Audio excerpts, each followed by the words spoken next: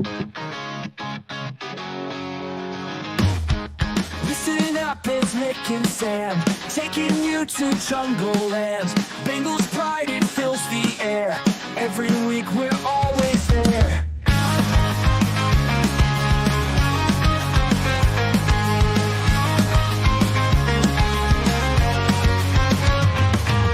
Touchdowns, tackles, all the plays. Bengals roaring every way. Stories, news, and game recaps. Jungle Juice, we bridge those gaps. Welcome to the Jungle Juice. Nick and Sam, let's break it loose. Cincinnati, hear our call. Bengals fans, unite us all.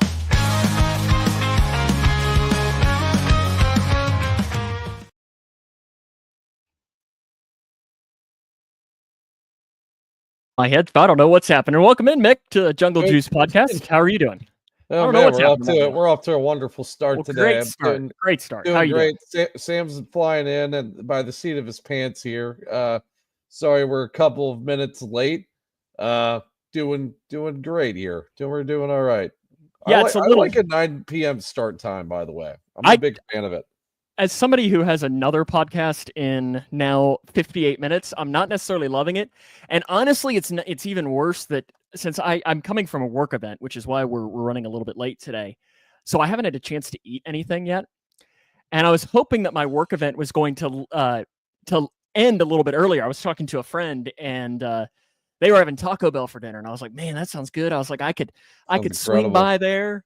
I could eat that really quick. I could eat myself a burrito, have a good Jungle Juice, and I'd be ready to roll. But no, I didn't have time for that. So now, Mick, I'm grouchy. So how does that make you feel? I think that's going to make for a really good show, Gormley. You want to switch roles today? Usually I'm the grouchy guy. You're the optimist. We can switch it around. I'll be positive for an episode. That's fine. Can you? I'm going to try my darndest to. I don't know. I mean, like you want to know how much I'm flying by the seat of my pants right now? Like I've got my show Dr. Pepper. I haven't even opened it yet, Nick. That's how you know that it is flying by the seat of my pants. No question about that. But we got a good show planned for you today. Our big topic is we're going to break down the 53-man roster. Our projections, I'm assuming we're going to be pretty similar. Because when I was looking at this, of the 53... There's not a lot of position battles. Yeah, I'm saying, 50 are set in stone, maybe? I found maybe two roster spot battles. And then maybe you've got some decisions that we'll talk about of this. It's like, okay, how many tight ends are you keeping? How many, some of those questions that the Bengals will have to ask, we'll talk about that. But then also, there's like a decent amount of news that we actually have to talk about for the Bengals, which is weird that, we're at this point in the off season, and typically news you would think would be more next week, but there's a decent amount. And I think we started off with talking about something that came out last week, but since we had the Joust last week, we didn't get the chance to talk about it. And that was the quarterback. The Netflix documentary came out. What was it, last Monday or Tuesday? Yeah, it came out last Tuesday. Yeah, I finished it Monday. You finished it last night, correct? Yeah, finished it last night. We binge watched, and wife Sam was actually really enjoying watching it, which was nice to for her to enjoy something that I love so much. So I think they do a good job at making it human interest as well as just football. They do a really good job, because I feel like this quarterback thing is everything that Hard Knocks kind of lacks in that regard. Like, you're not getting enough behind the scenes on Hard Knocks, especially now when it's so watered down with the 3 Hard Knocks, I guess, seasons a year, with the in-season, the preseason, and the off-season. It's just so watered down. There's too many players to go through, where you're not really getting any of the personal things that are going on. With this, you're really getting like an intricate detail of what these guys are going through throughout the course of an entire season.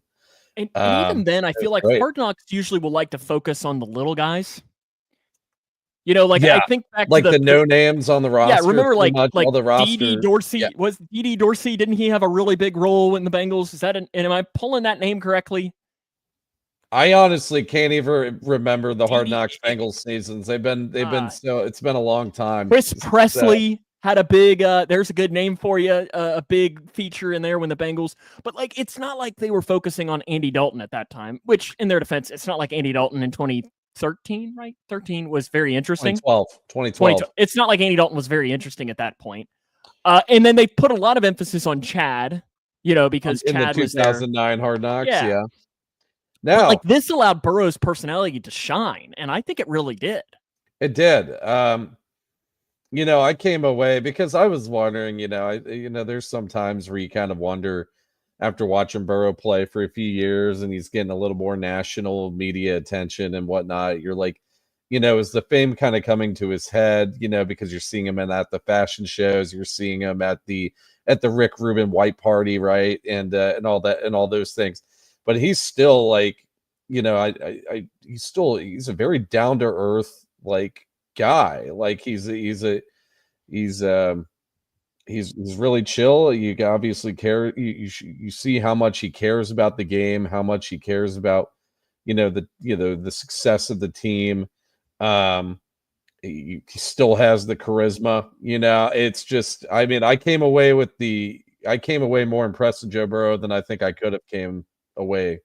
My what I wrote down here is one of my main takeaways was, and it's not like this is going to change this opinion, but it like further solidified that there's not a quarterback in the NFL I want over Joe Burrow. No, nobody. There's not a single quarterback in the NFL. Not a single one. He is the perfect quarterback for the Cincinnati Bengals. A couple of the other things that I noticed, a lot was made, and I think we talked about it when it happened. But you got to see more of the interaction between Zach Taylor and Joe Burrow. I guess it wasn't after the Titans game, but towards the end of the Titans game where I thought Joe Burrow was going to kill his offensive lineman. Yeah. I thought that he was just going to commit a murder because he was getting very frustrated. And honestly, to be expected, like it was not going well. But there was a lot of that, Joe Burrow was yelling at Zach Taylor. He was mad. They're fighting. I was like, I don't think that was. And I think watching that clip, I think both sides handled it well. Joe Burrow was frustrated, as he should be. And Zach Taylor handled it the way a head coach probably should have handled it, which was, I understand that. There's still some positive things for us to take. We're going to talk about this and we're going to get it fixed. Yeah. I think that, like you said, I think it was just Joe Burrow kind of venting to Zach Taylor in a way. I don't think Zach Taylor was his therapist. I don't know if Joe was necessarily mad at Zach Taylor. I think he was just mad at the situation in general of, hey, we have all these mental mistakes going on in the Titans game. And we're in week 14? Like, what the hell are we doing here? And I think that obviously Burrow had a right to be pretty pissed off about what was going on. And Zach Taylor, I think, did a fine job of trying to kind of diffuse the situation. So yeah, I mean, I didn't think obviously it wasn't a huge blow up or anything like that. The team ended up rattling off 3 additional wins to end the season: the Browns, the Broncos, the Steelers. So that obviously didn't derail the team by any means. But yeah, I really enjoyed too watching his interactions with teammates, especially with T and Jamar. Like you can tell those 3 guys really get along. Those guys have like a special bond, which is crazy because it seems like there's some instances where he's hanging out with other guys. Like he has the offensive lineman over to his house or whatever, and he's chumming with them. But the majority of the time, it's him, Jamar, and T really just hanging out. I mean, they're the big 3. They have a great bond together. It was nice seeing just those 3 kind of interact with each other for sure. The break-in too. I thought they handled that very well.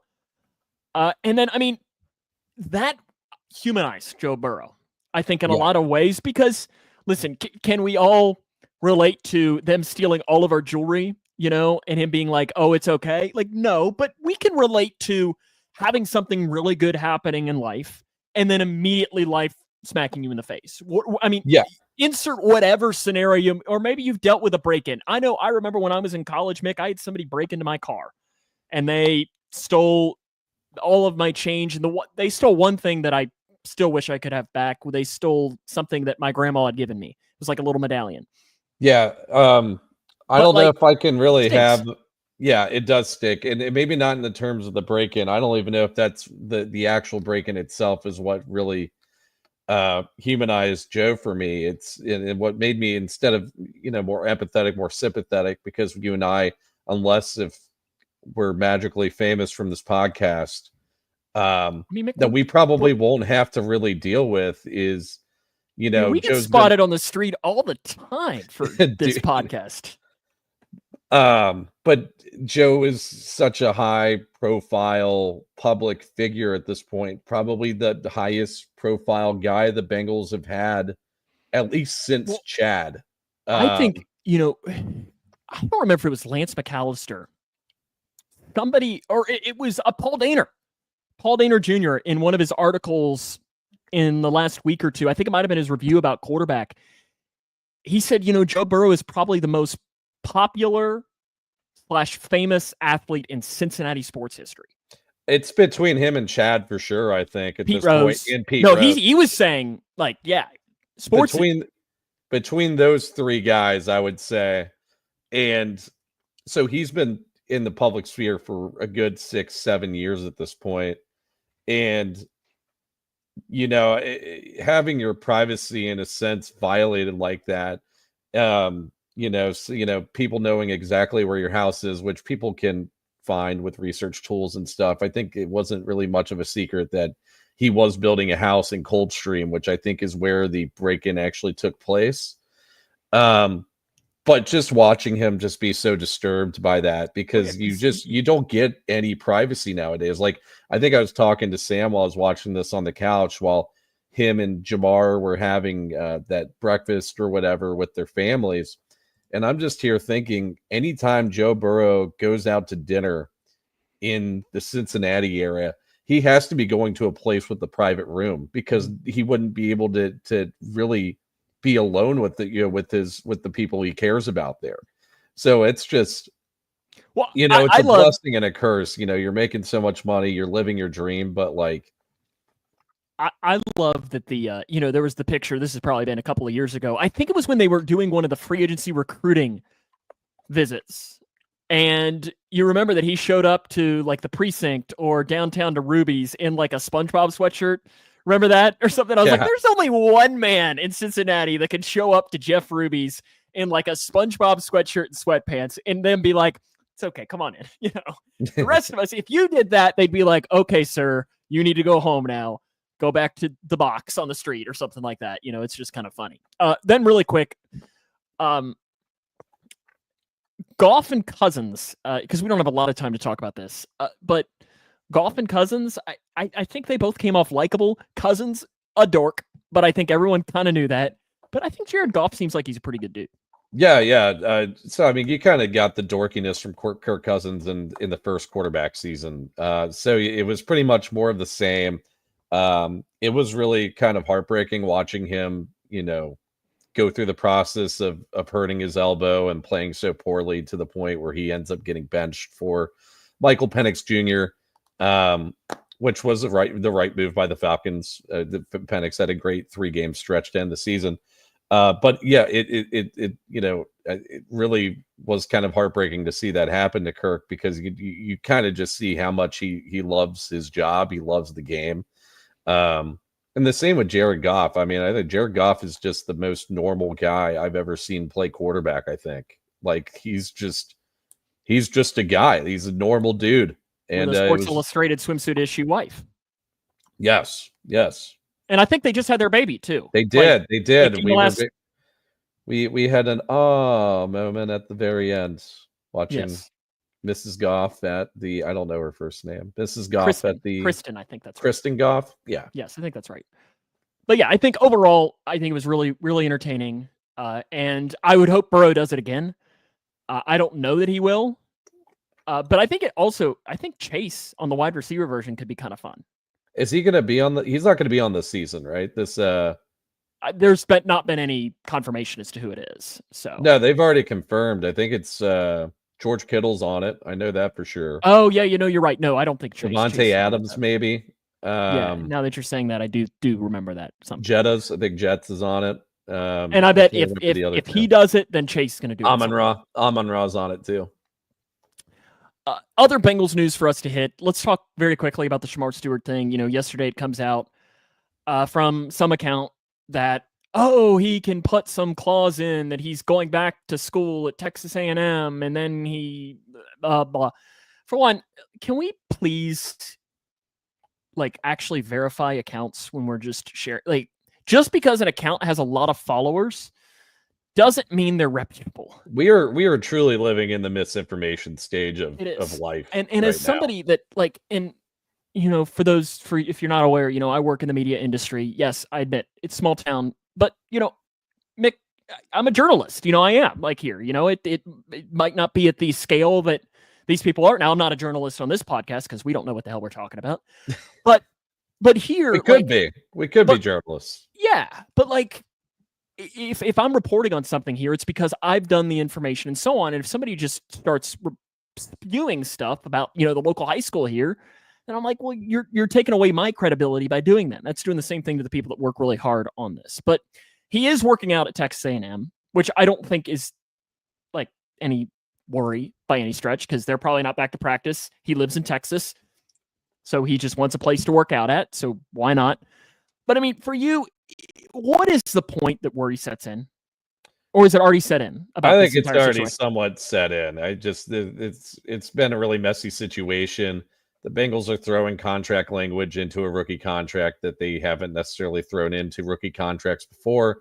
It sounds like, based off of my light research, it is unprecedented in general. I don't hear many NFL teams really doing this, which is this default clause, the clause where if Shemar Stewart has any any conduct that's perceived as detrimental to the team, they can void his guarantees pretty much in his contract. So I don't know why they're throwing it in this contract now as opposed to contracts in previous years. But yeah, I mean, I think it's a really messy situation. I can't really necessarily blame Shemar for holding out if that's indeed the case. But I just, it's a rookie contract. Why are we having these types of dilemmas in here? It's crazy talk. Let's end on a positive note as far as news going. Earlier today, officially, Lamar Parrish and Dave Lapham are getting inducted into the Bengals Ring of Honor. Our votes worked. At the Jets game. Yep, we nailed it. Good job. Pat ourselves in the back there. I think Bengals fans nailed it. I think they got it right. I heard Lamar listening to, I think Mo Egger played a clip from him after. And I listened to Lap. I didn't get to listen to Lamar. I ran out of time this afternoon. Well, that's actually pretty poetic because you voted for Lap. I voted for Lamar. Lamar just sounded super stoked to be a part of the Ring of Honor here. Just sounded really honored, very very humble about it. Seemed like a really nice guy. And Lapham was the same way. I mean, just on how much it meant. And both are extremely well-deserved. And I'm glad they're both getting their flowers. The Jets game that will be coming out here. What is that, late October? Last Sunday in October? I believe so. I think it's the 24th or no, that's not right. The 26th. I think that's correct. Okay. That's the news. Kind of a newsy show so far. There's quite a bit for us to get to with that. But now I think we go ahead and let's give our 53-man roster projections here, which I think we're going to whip through decently quick because, I mean, quarterback, there's no discussion for us to have, right? I mean, no. Jake Browning and Logan Woodside are your two quarterbacks. They're going to release Joe Burrow because what has he done, right? Shit, I have Peyton Thorne on my 53-man roster. Forgot he even exists. the best Auburn quarterback since Cam Newton, Peyton Thorne. I have a friend who is an Auburn fan, and when the Bengals signed him, he texted me and said, "I'm sorry." I was like, "Oh my!" It's like he's just a camp body, and it's that bad. We should have just gotten Brock Vandagriff while we're at it. He's retired. He's retired from football. Running back wise, I don't know that there's really that much competition. But I mean, did you keep 4 running backs? I did. So you're keeping Zach Moss, Chase Brown, Samaje Perine, and Taj Brooks. Yes, I assume, right? I don't, because I mean, you're looking at there's only, I mean, Chase Brown has made he's one of the safest players in the entire team. Samaje Perine is going to make the roster. I would say the same for Taj Brooks. You would think so. And Zach Moss probably is going to make the roster since they restructured it. Like, you're thinking since they restructured his contract, more than likely he's probably going to stick on.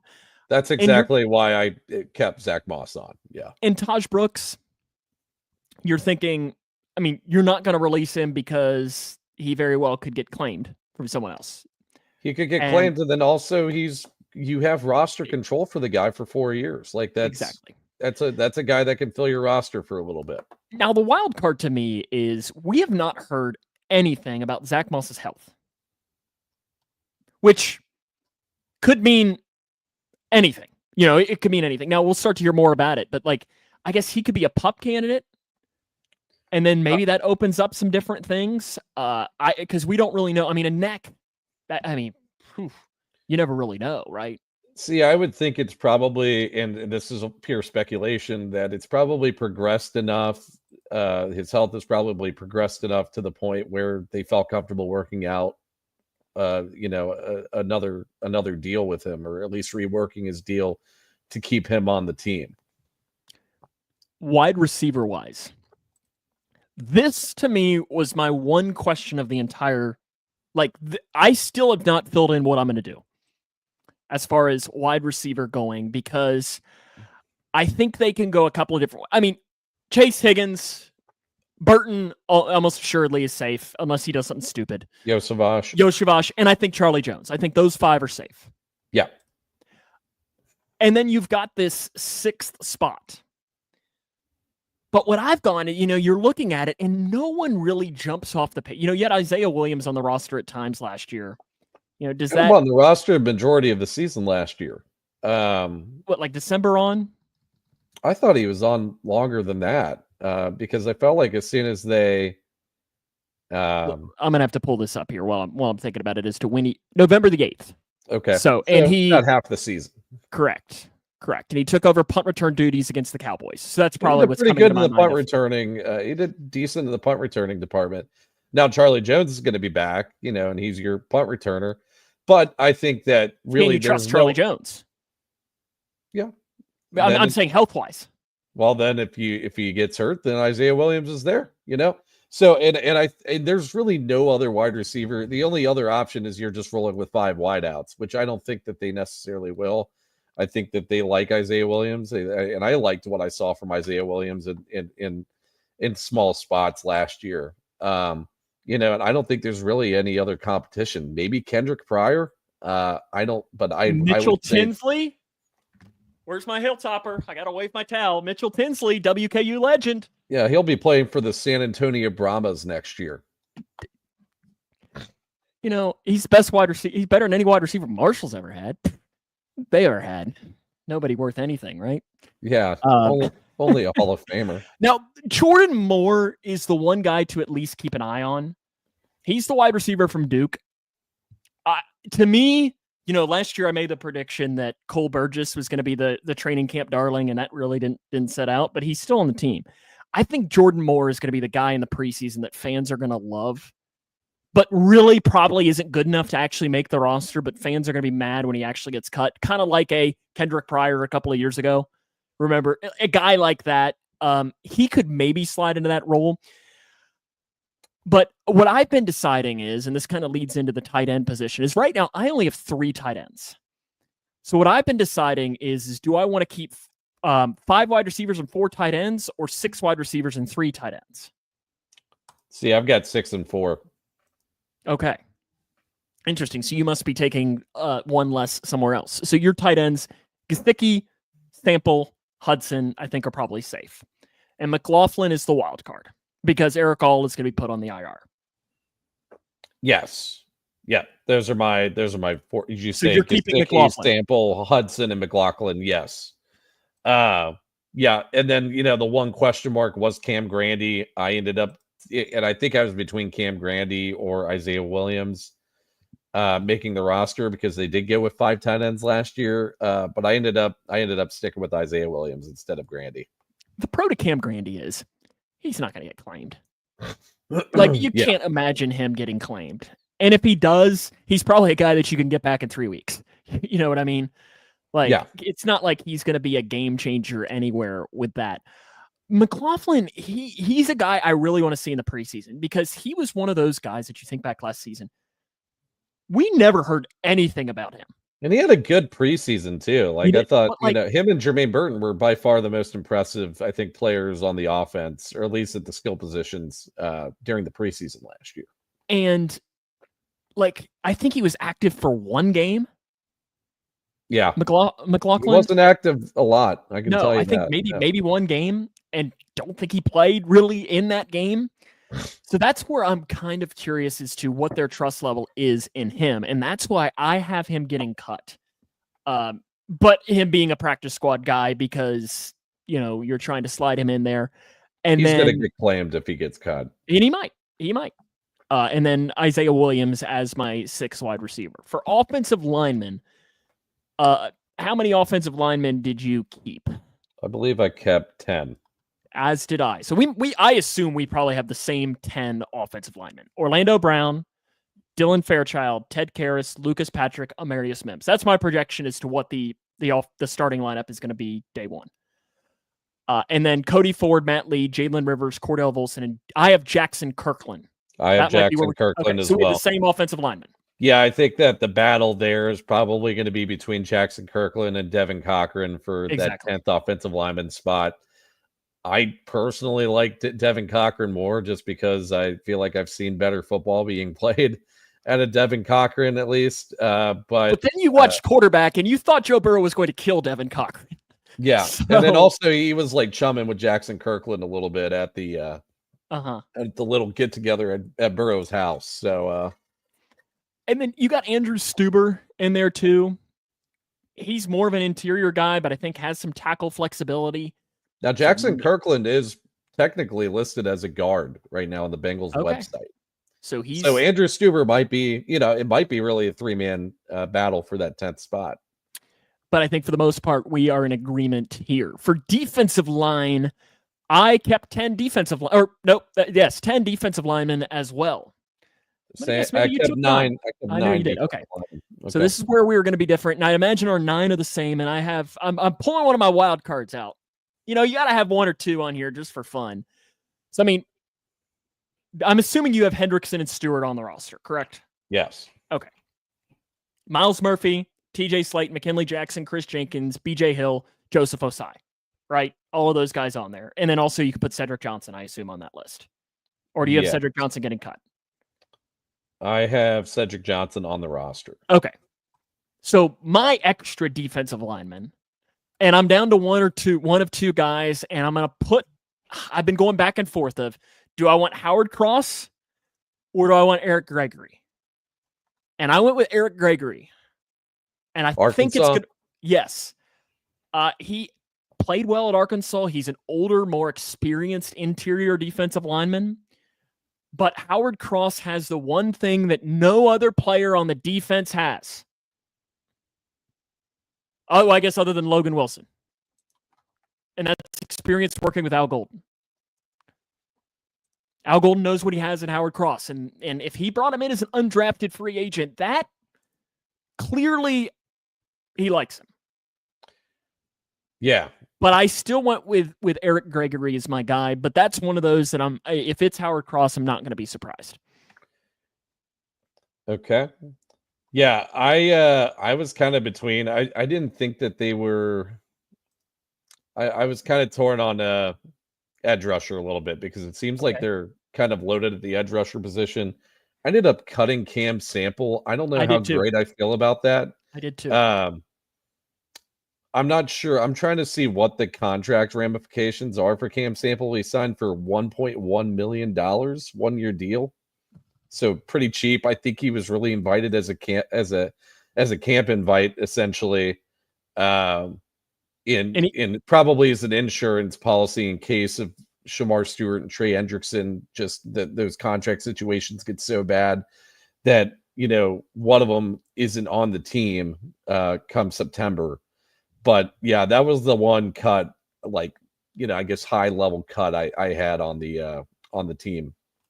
Yeah, I love it. How the hell, Leroy, do you know that Cam Sample went to Tulane? How in the of all people? How do you know that? I'm intrigued by that. But dead money would be $100,000 for Cam Sample, and then you'd be saving 1.1. So yeah, I mean that's really not as far as, and even then the Bengals really don't need to worry about the cap. Like they got plenty of room to work with there. Linebacker, they don't like dead money. They don't. They don't. And I do love that we can say $100,000. It's not that much. It's just, which it's really not, but it's just wild for us to think. It's just a year's salary for, an upper middle class American, I guess. It's just, it's almost like 3 years of my salary, man. Like, working radio. Got to remember that. Linebackers, I kept 5, but I'm going to guess, did you keep 6? I kept 5. Okay.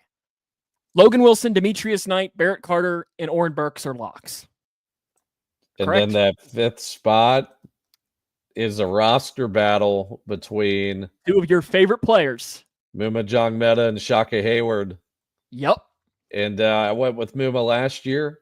So I'm going with Shaka Hayward. Okay. Yep, I'm going Good, because I went with Muma. I went with Muma.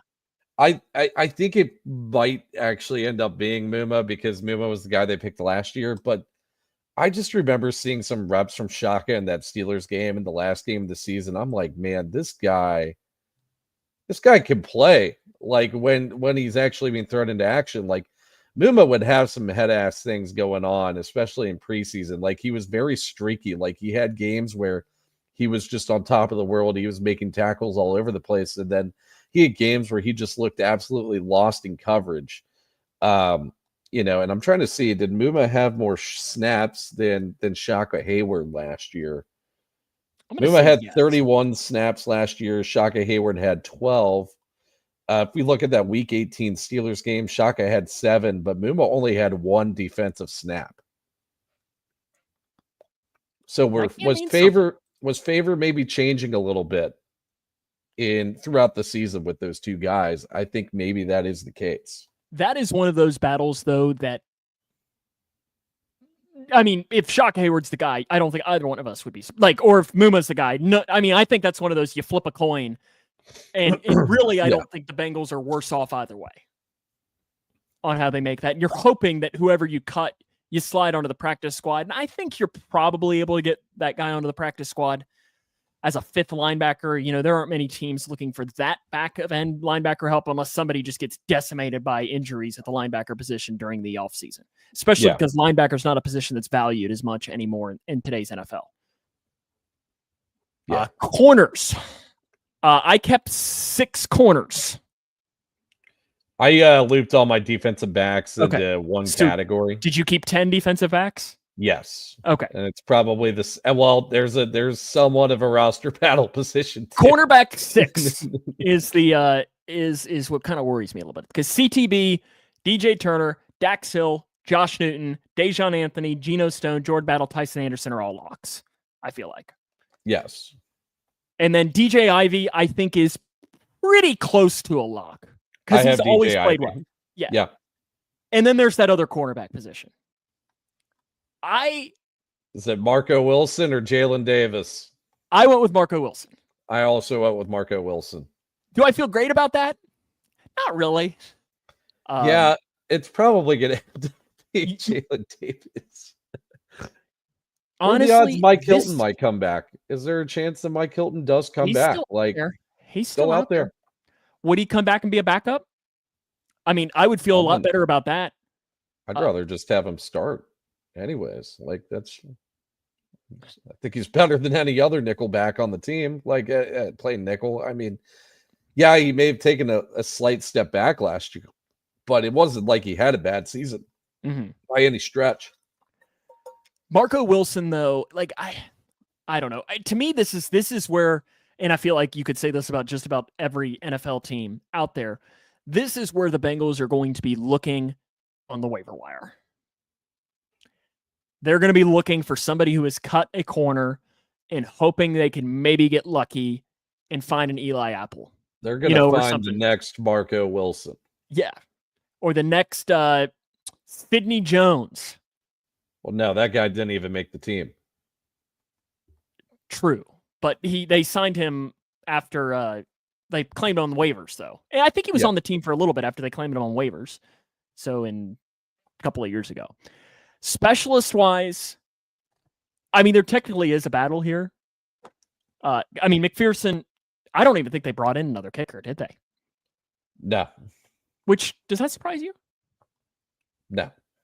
Okay. Rico, I mean, he has one of the more solid positions on the team. But there's a long snapper battle. Cal Adamitis against the guy from Michigan whose name William Wagner. I know you broke down his tape, right? Yeah. He can spin that thing. Mm-hmm. It's great analysis. That's why people watch this podcast. They want that analysis of, did you take William Wagner or did you take Cal?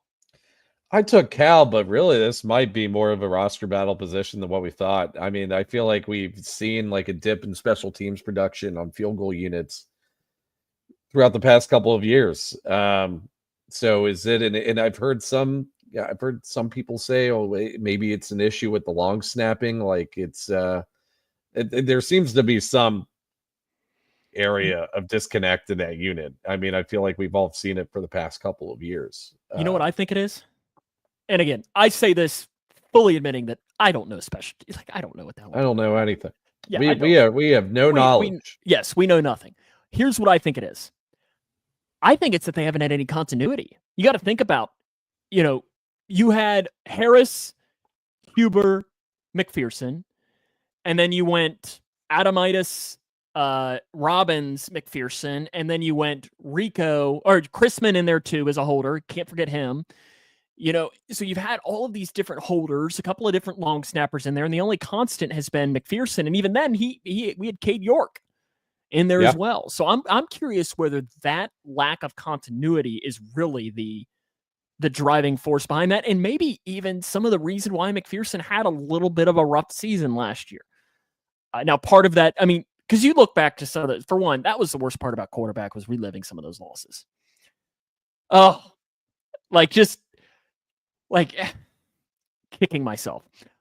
But like some of the field goals he missed, like bad snap, and some of them he just missed because he missed.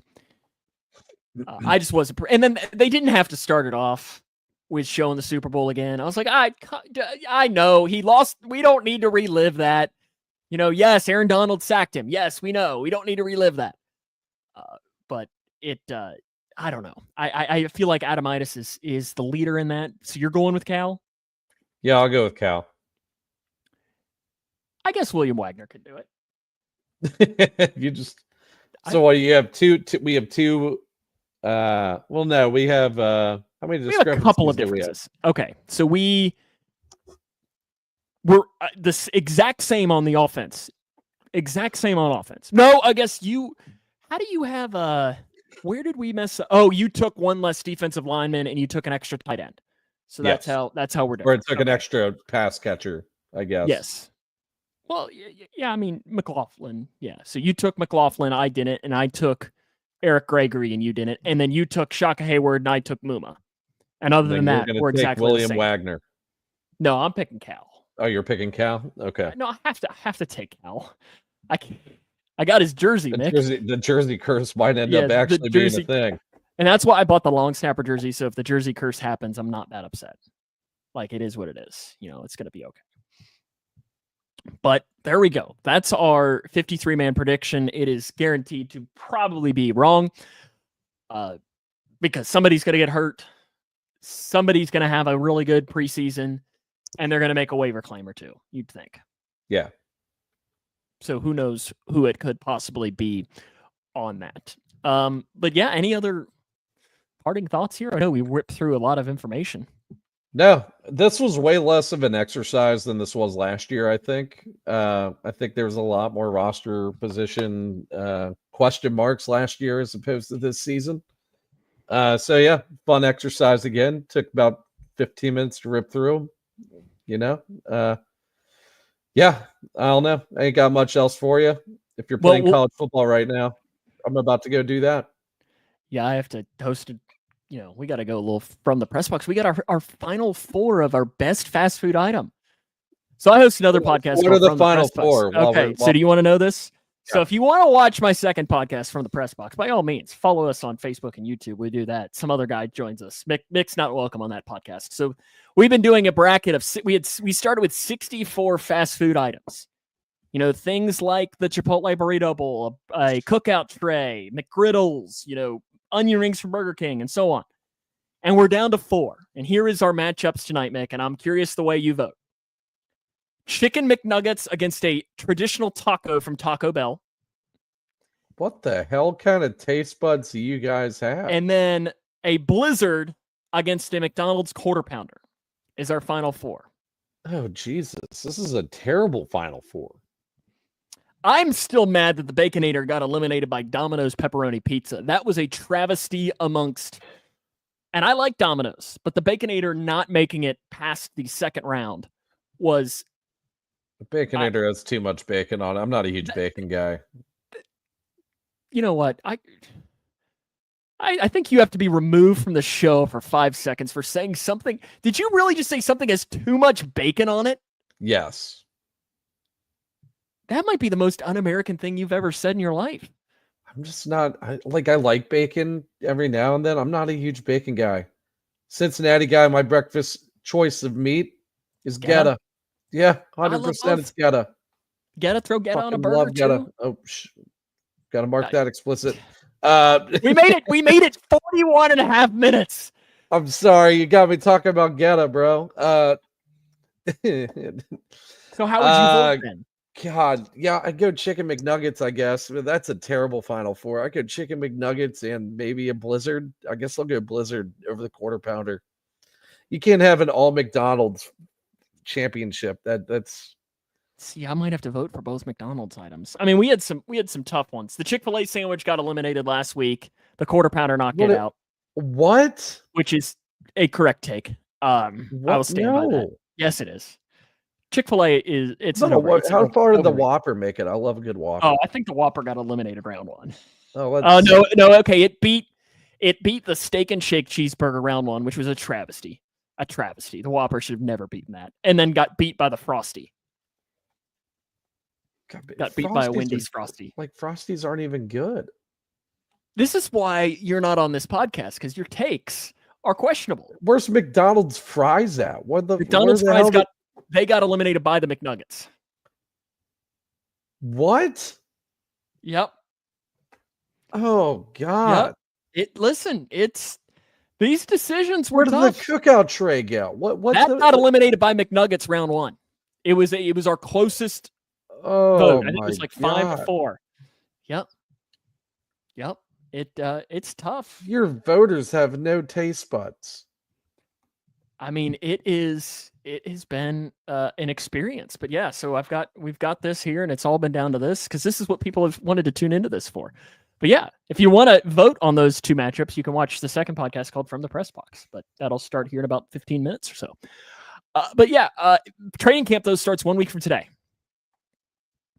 which is exciting. You know, we're finally going to be into where we're actually going to be talking about stuff. Mm-hmm. Does Trey Hendrickson show up? Probably not. How about this? Let's set a... Does Trey Hendrickson have a contract by the final preseason game? Yes. Shemar Stewart by the first preseason game?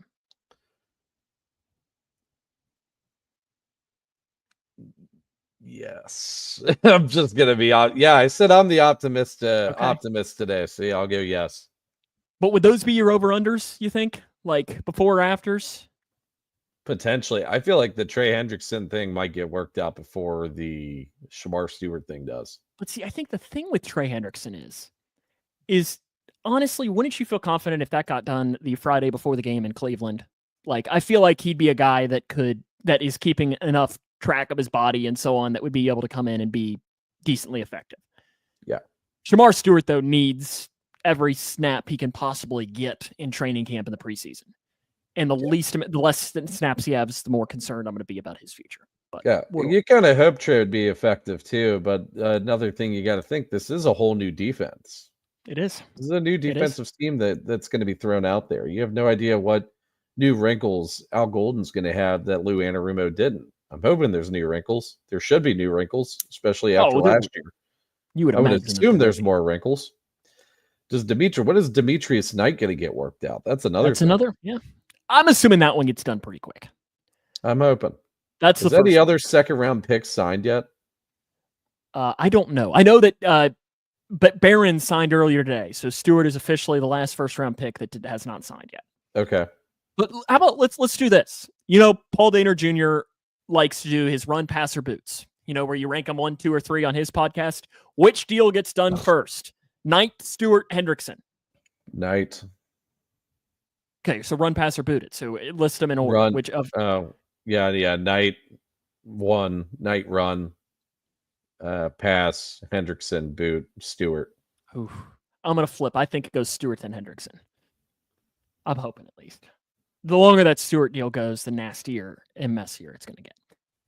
But that'll wrap us up here for this week. Do you have any other parting thoughts? No. Great. Go be free. Oh yeah, Yes. Bengal Jim's thing's going on. This weekend? On Saturday. Are you gonna get to go down? Probably not.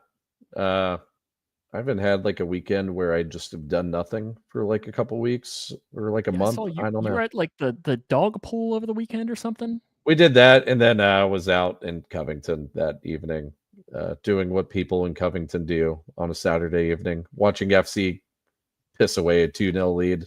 They did do that. That was terrible. Oh shit! I think are they playing right now? They are. They won. They beat Messi. No, they're playing Montreal, aren't they? Or are they playing Miami? No, they are playing Miami. Yes, they won 3-0. They won 3-0. 3-0 against Messi. I'm guessing Messi didn't play. Yeah, I'm wondering if he did not play. There's a good chance he did not play. That'll wrap us up here for this week. Remember to follow us on our social media channels. We're Facebook, YouTube, all of the different ways for you to follow us. 5-star rating on your favorite podcasting platform as well. So until next time, Mick, Hoo day. Hoo day. Thanks for watching.